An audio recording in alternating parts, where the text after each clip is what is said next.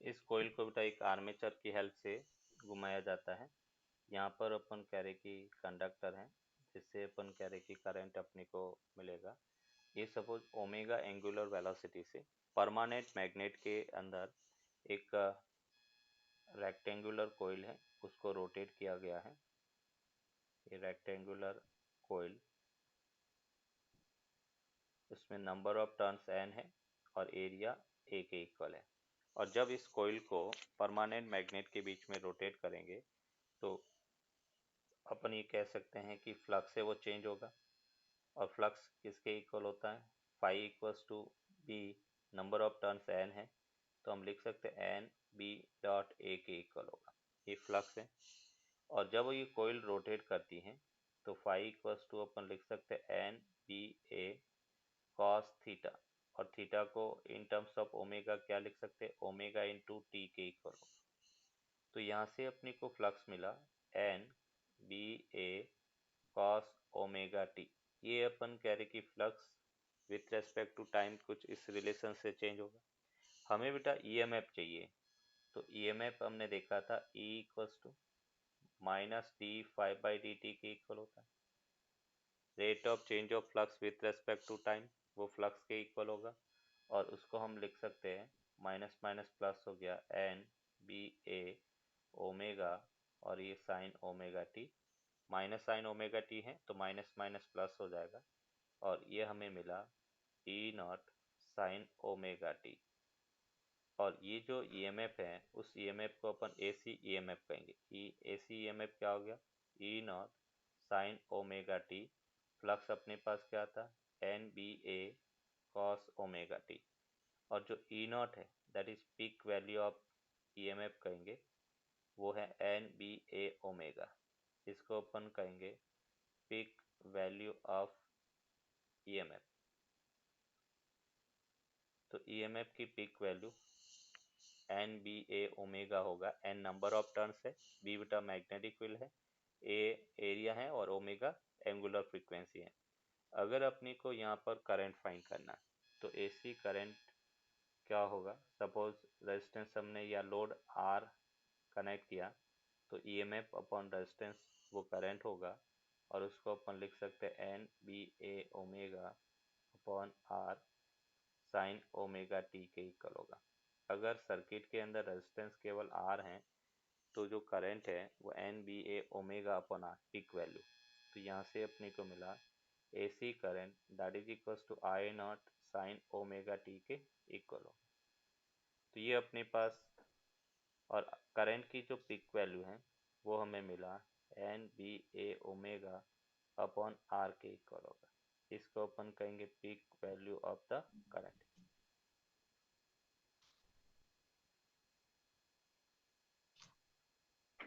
अगर यहाँ पे टाइम वेराइंग ग्राफ प्लॉट करें इन सब का, तो जैसे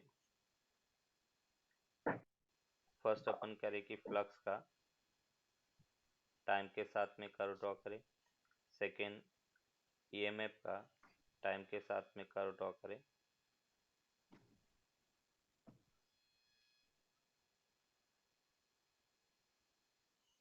तो देखो ग्राफ किस टाइप से होगा। फर्स्ट अपन यहाँ पे कहेंगे कि फाई की इक्वेशन अपने पास क्या था, phi equals to N P A cos omega T. मतलब अपन कह रहे कि ग्राफ कुछ इस टाइप से अपने को मिलेगा। जब टी जीरो है तो फ्लक्स है वो मैक्सिमम होगा। ये इसका ग्राफ हो गया। अगर हम ईएमएफ का कर्व ड्रॉ करें तो ईएमएफ का इक्वेशन क्या है, E equals to E not sine omega T. मतलब जब फ्लक्स मैक्सिमम होता है तब ईएमएफ है वो मिनिमम होगा। फ्लक्स जब मैक्सिमम है तो ईएमएफ मिनिमम होगा। और कई बार अपनी को क्वेश्चन में पूछा जाता है कि फ्लक्स एरिया इतना है तो बताओ ईएमएफ मैक्सिमम होगा मिनिमम, तो हम कहेंगे कुछ इस टाइप से इसका ग्राफ होगा। ये साइन का ग्राफ होगा इस टाइप से। तो जहाँ पर अपन कह रहे कि EMF minimum, sorry flux minimum, वहाँ पे अपन कह रहे कि ईएमएफ मैक्सिमम। जहाँ पर फ्लक्स मैक्सिमम वहाँ पर ईएमएफ मिनिमम होगा। तो ये ईएमएफ का कर्व है, ये अपन कह रहे कि फ्लक्स फाई है। तो इस टाइप से अपन कह रहे कि ईएमएफ और फ्लक्स में अपन कह रहे कि रिलेशन होगा, दोनों के बीच में फेज डिफरेंस कितना होगा, पाई/2 का। जहां पर फ्लक्स मैक्सिमम ट्रांसफर होगा वहां पर ईएमएफ मिनिमम होगा।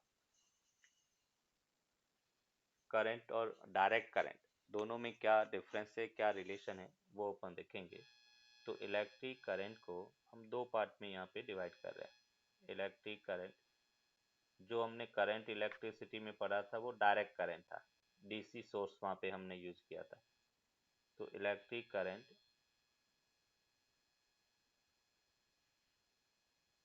फर्स्ट जो करंट है उसको अपन कहेंगे डायरेक्ट करंट। डायरेक्ट करंट उसको अपन डीसी कहेंगे, शॉर्ट में डीसी। और सेकेंड है अल्टरनेट करंट। अल्टरनेट करंट और उसको शॉर्ट में अपन कहेंगे एसी। डायरेक्ट करंट डीसी है और शॉर्ट में अल्टरनेट करंट जिसे अपन एसी कहेंगे। अभी डायरेक्ट करंट और अल्टरनेट करंट जो है उस दोनों में डिफरेंस क्या है। हम कहेंगे कि ऐसी करंट जो टाइम के साथ में अपना नेचर चेंज नहीं करती है उसको डायरेक्ट करंट कहेंगे, और ऐसी करंट जो टाइम के साथ में अपना नेचर चेंज करती है, पॉजिटिव नेगेटिव इस टाइप से, तो उसको अपन अल्टरनेट करंट कहेंगे। जैसे ये एक कांस्टेंट करंट है, ये बेटा अपन कह रहे कि डीसी करंट है। आई इक्वल्स टू आई नॉट, जैसे अपन कह रहे कि कांस्टेंट करंट है, टाइम के साथ में अपना नेचर चेंज नहीं करती है, तो उसको अपन क्या कहेंगे, डायरेक्ट करंट। या अपन उसको इस टाइप से भी कह सकते हैं, टाइम के साथ में चेंज हो सकती है बट अपन कह रहे पॉजिटिव नेगेटिव अपना नेचर चेंज नहीं करती, कुछ इस टाइप से बेटा करंट है। तो ये भी डीसी करंट में अपन इसको कंसीडर करेंगे, टाइम वेराइंग डीसी करंट है ये आई है, ये टी है। बट अगर एसी की बात करें तो अपन कह रहे कि ऐसी करंट जो पॉजिटिव नेगेटिव ऐसा बेटा अपना नेचर चेंज करती है, जैसे यहाँ पे करंट पॉजिटिव, यहाँ पे नेगेटिव, यहाँ पे पॉजिटिव। तो इस टाइप की जो करंट जो एक टाइम इंटरवल के बाद में अपना नेचर पॉजिटिव टू नेगेटिव इस टाइप से चेंज करती है, तो उनको अपन एसी करंट कहेंगे। अभी एसी करंट में हम जो पढ़ेंगे वो साइनोसॉइडल वेव पढ़ेंगे, कोसाइन वेव पढ़ेंगे। बट जरूरी नहीं है कि साइनोसॉइडल कोसाइन वेव है, कुछ इस टाइप से भी वेव हो सकती है, जैसे इसको अपन कहेंगे स्क्वायर वेव। ये भी अपना नेचर टाइम के साथ में चेंज कर रही है।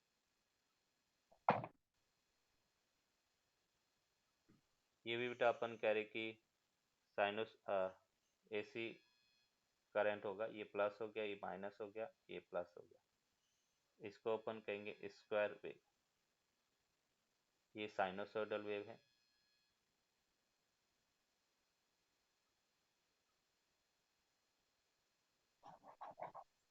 ये स्क्वायर वेव है। इसके अलावा भी जैसे एक साटूथ वेव है।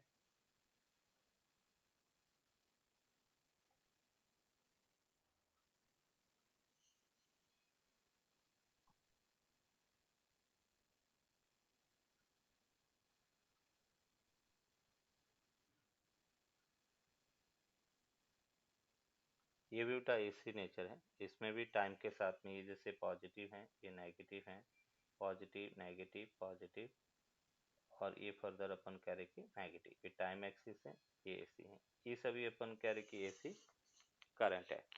तो अभी अपन कहेंगे कि ऐसी करंट जो टाइम के साथ में अपना नेचर चेंज नहीं करती है, मतलब पॉजिटिव है तो पॉजिटिव ही रहेगी, नेगेटिव है तो नेगेटिव ही रहेगी, उसको अपन डीसी करंट कहेंगे।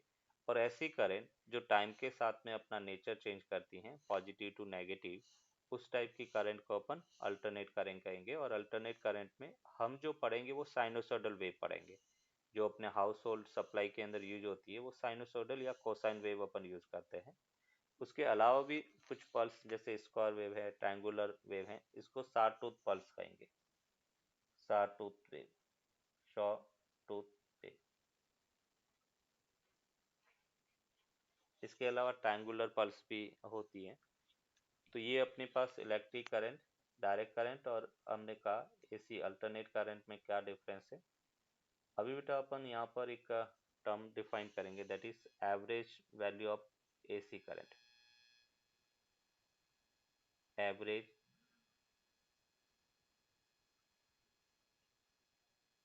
Value of AC.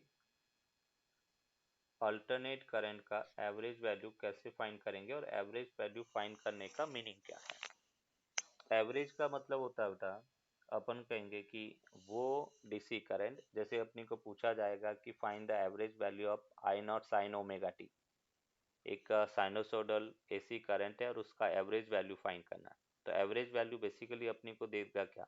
तो हम ये कह सकते हैं कि average value of AC is equal to that DC current which flows the same amount of charge in the given circuit in given time interval। तो इसको अगर डिफाइन करें तो हम ये कह सकते हैं कि average value of AC is equal to that DC which flows the same amount of charge, same amount of the charge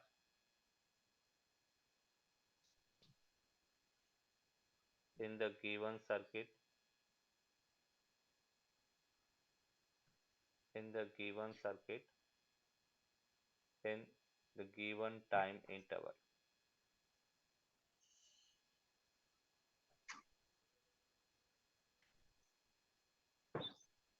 मतलब अपन कह रहे कि वो डीसी करंट जो सर्किट में गिवन टाइम इंटरवल में गिवन चार्ज फ्लो करे, उसको अपन उस एसी का एवरेज करंट कहेंगे या एवरेज वैल्यू कहेंगे। देखो कैसे, हमने क्या कहा कि charge due to DC that must be equal to charge due to AC.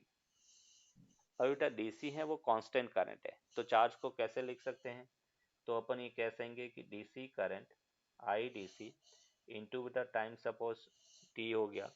और एसी का अगर चार्ज फाइंड करना तो हम लिख सकते हैं 1/t, सॉरी, एसी का अगर चार्ज फाइंड करना और एसी वेरिएबल है तो चार्ज को अपन लिख सकते हैं I A C into D t limit t equals to 0 to capital T. तो यहाँ से बेटा अपन कह रहे कि जो डीसी करंट मिला उस डीसी करंट को अपन लिख सकते हैं 1/t limit 0 to T I A C D T. और उसी को बेटा अपन आई एवरेज कहेंगे। ये अपन कह रहे कि एवरेज करंट अगर पूछा जाए तो हमने कहा एवरेज करंट ऑफ एसी उस डीसी के इक्वल होगा, ये आई एवरेज है, जो same amount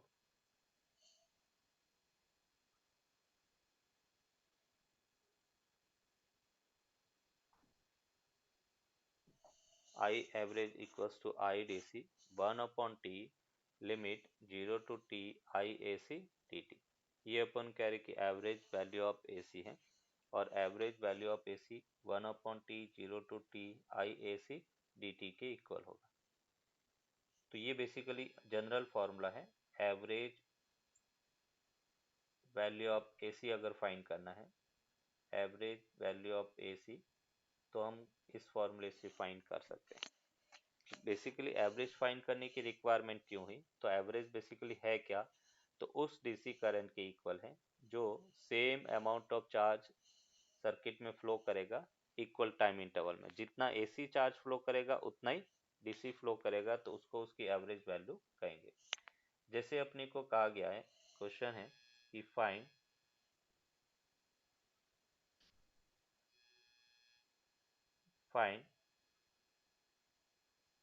the average value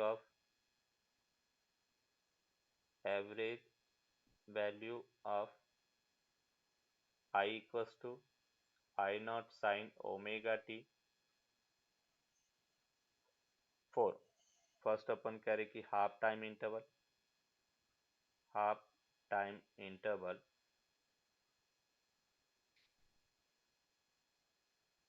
interval मतलब t equals to 0 to t equals to t/2 तक एंड सेकेंड है फॉर फुल टाइम इंटरवल। एक पूरे टाइम पीरियड के लिए, मतलब t equals to 0 to t equals to t, ये बेटा अपनी को इसका एवरेज वैल्यू फाइंड करना है। तो एवरेज वैल्यू कैसे फाइंड करेंगे, ट्राई करोगे। आई एवरेज अगर अपनी को हाफ साइकिल के लिए बेटा पूछा जाए तो हम ये लिख सकते हैं 1/t/2 limit 0 to t/2 I nought sine omega T dt। Means यहाँ से अपने को मिला 2I0/t साइन ओमेगा टी का minus cos omega T upon omega limit t equals to 0 to t/2। इस यहाँ से अपने को मिला 2I0/t, ओमेगा को अपने लिखा 2π/t minus cos omega 2π/t into t/2 minus of minus cos 0। तो यहाँ से t कैंसिल आउट, 2 से 2 कैंसिल आउट, ये हमें मिला I0/पाई minus of t cancel out cos pi की वैल्यू -1 माइनस ऑफ -1। तो फाइनली हमें हाफ साइकिल के लिए एवरेज वैल्यू मिला 2I0/पाई के इक्वल। हाँ sir.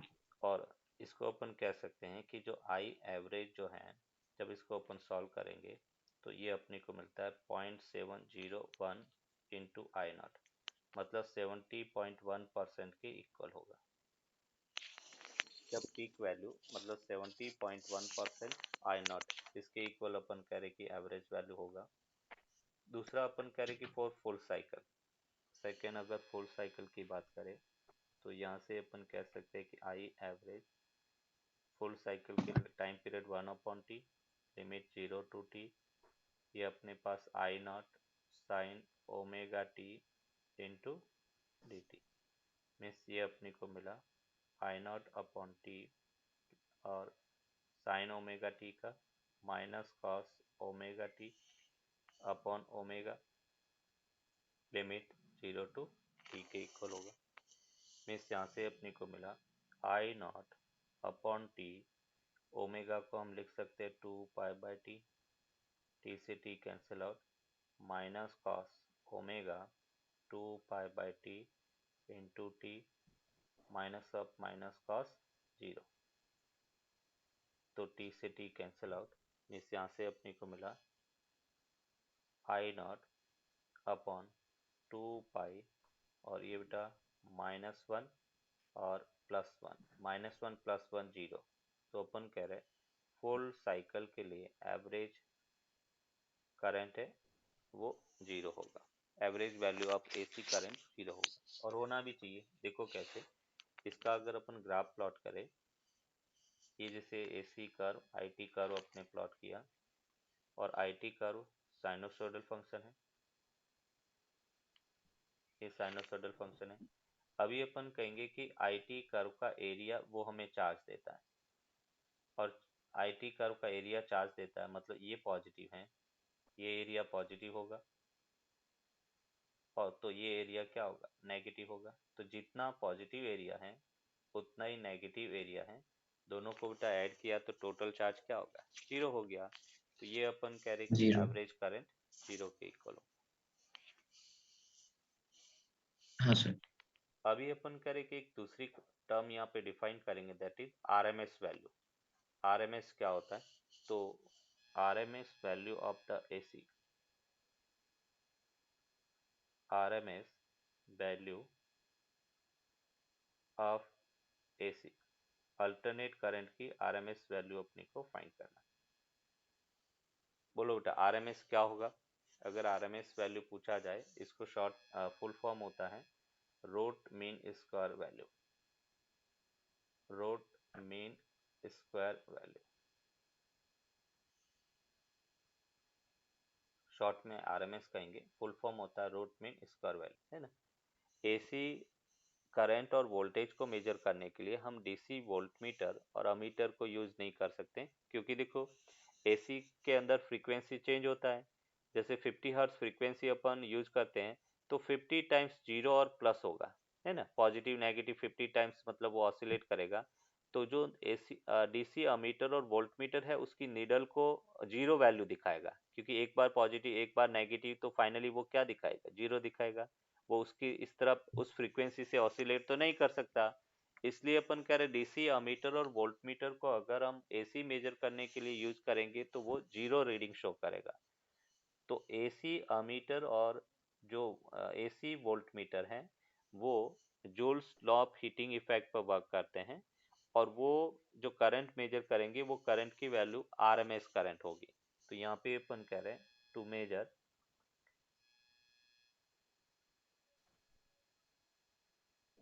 Major the AC current and voltage, to measure the AC current and voltage we can't use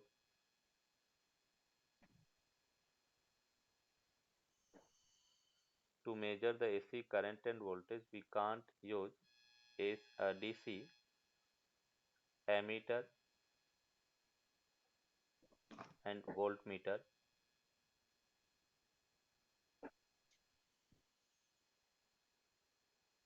We use AC ammeter and voltmeter, AC ammeter and voltmeter to measure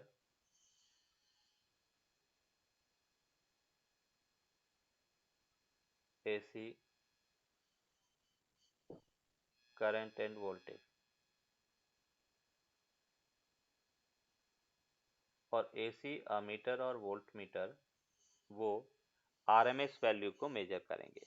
AC ammeter and voltmeter measure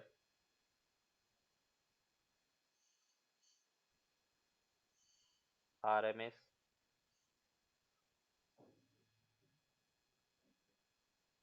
current and voltage। अभी RMS current होता क्या है, तो यहाँ पे अपन कहेंगे AC ammeter and voltmeter works on the Joule's law of heating effect. Joule's law of heating effect, ये basically Joule's law of heating effect पर वर्क करते हैं, और उसके हेल्प से अपन आरएमएस को मेजर करेंगे, आरएमएस वैल्यू वो देगा। तो बेसिकली आरएमएस वैल्यू है क्या, अभी उसको अपन डिफाइन करेंगे। तो यहाँ पे अपन कह रहे हैं कि आरएमएस वैल्यू ऑफ करंट अगर देखे, RMS value of AC current, उसको अपन डिफाइन कर रहे हैं, और वो होगा क्या, तो हम कहेंगे RMS value of AC current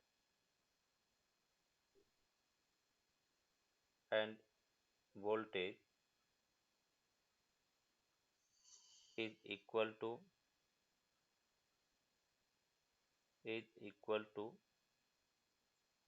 that DC current and voltage is equal to that DC current and voltage which produce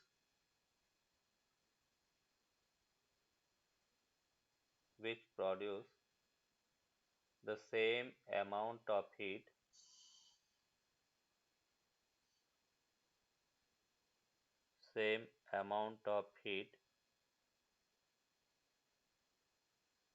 in the circuit, which produce the same amount of heat in the circuit for given time interval।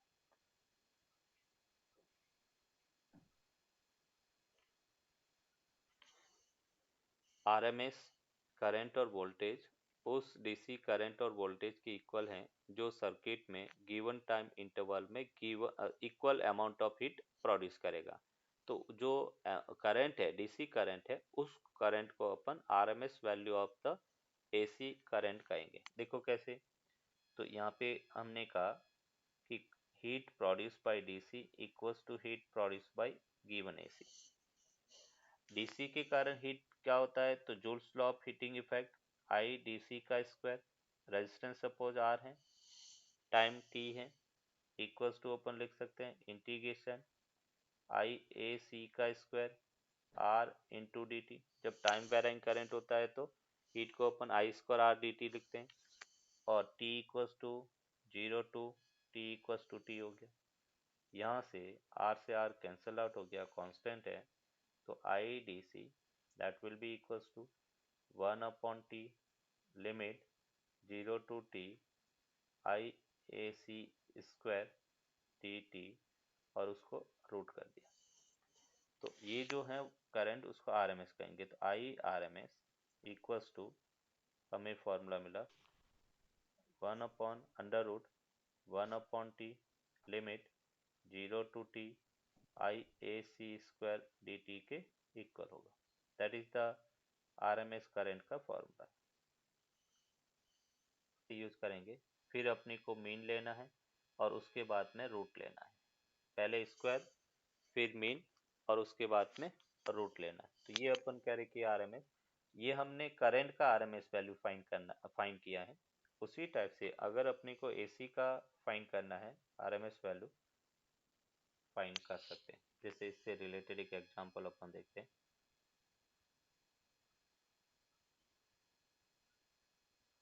Find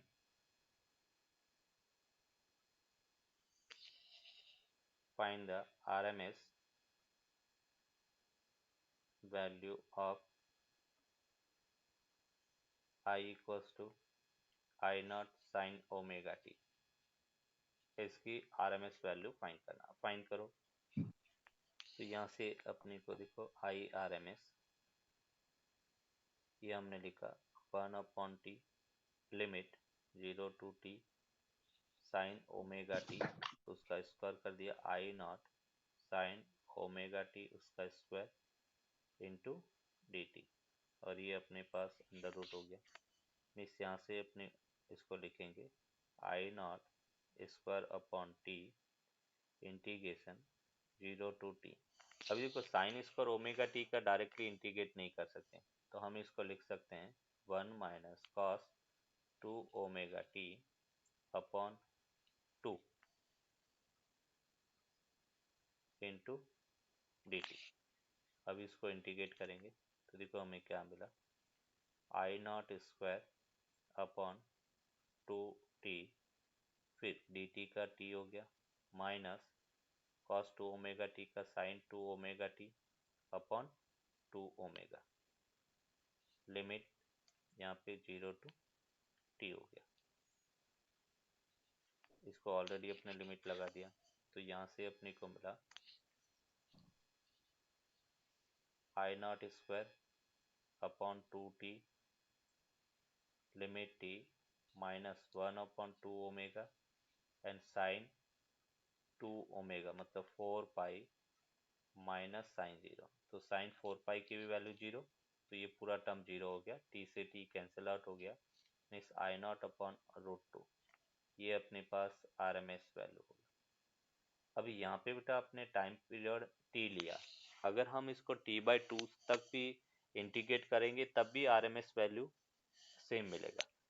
अगर मैं 0 to t/2 पे भी अगर इसको integrate करता हूँ तब भी अपन कहेंगे कि I RMS I not by root 2 के इक्वल होगा। तो जब यहाँ पे t/2 होगा तो इधर भी t/2 हो जाएगा, तो दोनों में अपन कह रहे कि आरएमएस की वैल्यू सेम रहेगा। मतलब हम ये कह सकते हैं कि जब जो करंट है वो 1 upon root 2 times I nought हो जाए तो उस केस में अपन कह रहे कि वो उसकी आरएमएस वैल्यू होगा। तो अगर अपनी को कोई रीडिंग दिया हुआ है जैसे अपने को कहा गया है कि सर्किट के अंदर इतनी एसी करंट फ्लो हो रही है, तो वो हमेशा आरएमएस वैल्यू ही होगी, ये ध्यान रखना है, डीसी नहीं होगी। तो आई आर एम ठीक एस है sir. I not by root two के इक्वल होगा। एक दूसरा क्वेश्चन इससे रिलेटेड अपन देखते हैं। जैसे जेई में ये पूछा गया क्वेश्चन है, find the RMS value of the current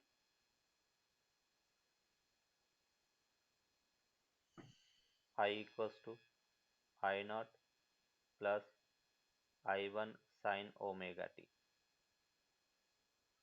ये बेटा अपने को आरएमएस वैल्यू उसकी फाइंड करना करेंगे।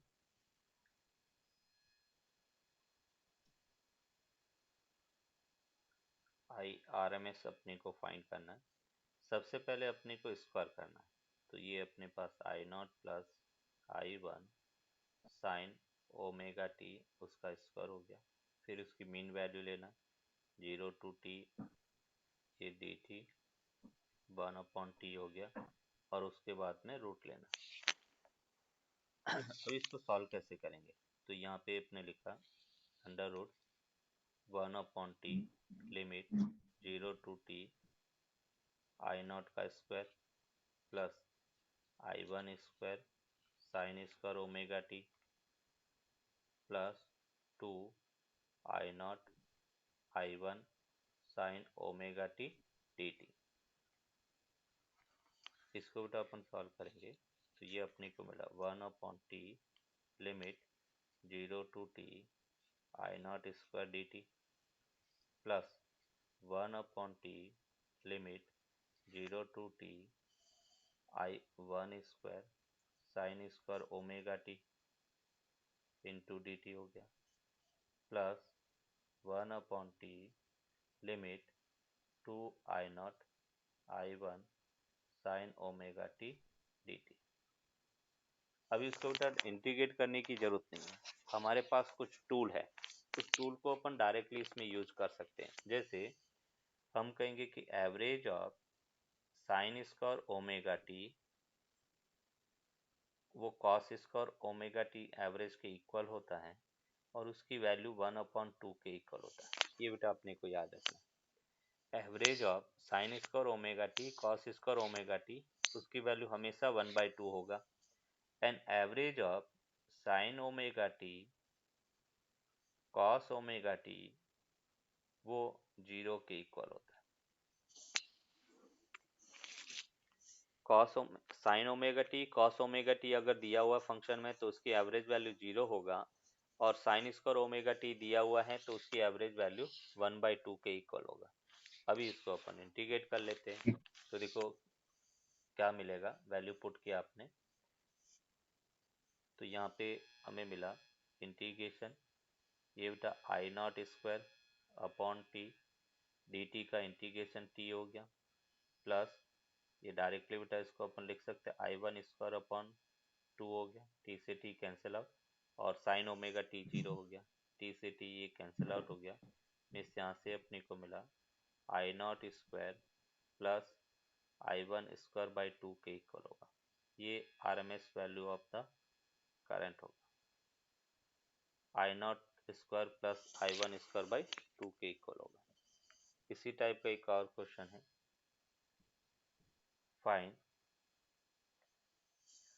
Are M S value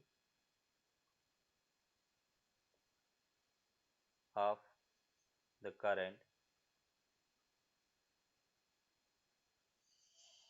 I equals to I one sine omega T plus I two cos omega T. इसकी एवरेज वैल्यू अपने को फाइंड करना है, प्रीवियस में किया वैसे कर सकते हैं, देखो कैसे। आई आर एम एस वो अपने को फाइंड करना, सबसे पहले स्क्वायर करना है, I one sine omega T plus I two cos omega T उसका स्क्वायर हो गया। फिर अपने को मीन वैल्यू लेना है, तो इंटीग्रेशन 0 to t 1/t और ये डी टी मीन, और फिर उसके बाद में रूट लेना, ये रूट हो गया। अभी जब इसको सॉल्व करेंगे तो देखो क्या मिला, ये 1/t limit 0 to t I1 square sine square omega T D T plus 1/t 0 to t I2 square cos square omega T D T plus 1/t integration 0 to t 2 I1 I2 sign omega T cos omega T D T. अभी देखो इसको अपन next step में क्या लिखेंगे, ये बेटा अपन करें कि under root I1 square average of sine square omega T plus I2 square average of cos square omega T plus I0 I1 I2 average of sine 2 omega T D T, क्योंकि 2 sine omega T cos omega T को sine 2 omega T लिख सकते हैं। अभी बस अपने पास बेटा tool है, साइन स्क्वायर ओमेगा टी की एवरेज वैल्यू क्या होता है 1/2, कॉस स्क्वायर ओमेगा टी की एवरेज वैल्यू 1/2, तो ये I1 स्क्वायर बाई 2 हो गया प्लस I2 स्क्वायर बाई 2 हो गया plus sign 2 omega T by 2 0 हो गया। तो ये बेटा अपने पास आंसर आ गया under root I1 square plus I2 square by 2 के इक्वल होगा। ये RMS वैल्यू है।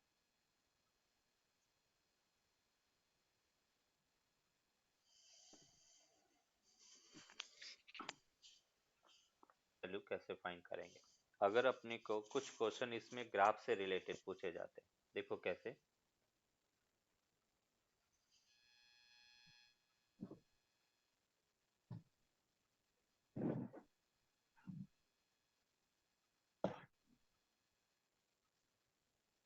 ये अपन कह रहे कि EMF और टाइम का कर्व कुछ इस टाइप से दे रखा है, स्क्वायर पल्स है।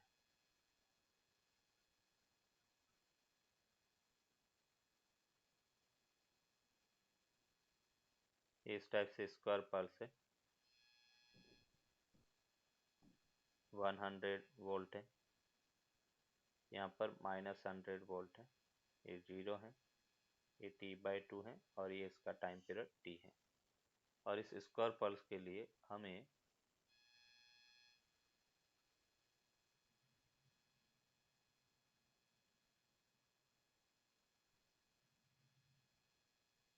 RMS वैल्यू फाइंड करना है।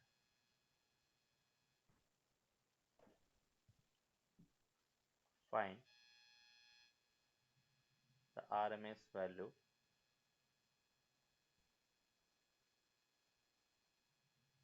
Of the EMF। जो EMF दे रखा है AC EMF है, उसकी RMS वैल्यू फाइंड करना है। अंडर रूट 1/t 100 का स्क्वायर, तो ये बेटा 10⁻⁴ हो गया, और dt का T/2 प्लस 10⁻⁴ और t, तो ये बेटा t का square minus t square by 4 हो गया। और यहाँ से सॉरी देखो sir, sorry p minus T हाँ बाई 2 होगा, t, यस यस, तो ये 100√2 आ गया शायद। बिल्कुल बेटा 100। देखो यहाँ से अपन कर t माइनस t/2 हो गया, तो क्योंकि 10⁻⁴ इंटू टी हो गया और टी कट गया, तो केवल फिर 100 आएगा, 10 100 आएगा। 100 आ जाएगा। यस, तो ये अपने हाँ, पास 10⁻⁴, ये बेटा t और ये t है, t से t कैंसिल और आउट, ये तो नीचे टी। यहाँ से 100 वोल्ट हाँ, आएगा। क्योंकि यहाँ पर एज अ डीसी की तरह काम कर रहा है, कांस्टेंट वोल्टेज है, बट वो टाइम के साथ में अपना ऑर्डर चेंज कर रहा है, तो इसलिए अपन कह रहे कि ये भी एक एसी इनपुट है, ये प्लस ये माइनस ये प्लस ये माइनस। तो एक और एग्जांपल ठीक है अपन, सर। ठीक है, इसके आगे अपन नेक्स्ट क्लास में देखेंगे, है ना। तो यहाँ तक आप एकदम अच्छे से RMS वैल्यू और एवरेज वैल्यू AC का आप फाइंड कर सकते हैं, उससे रिलेटेड क्वेश्चन है वो सॉल्व कर सकते हैं। ठीक है सर।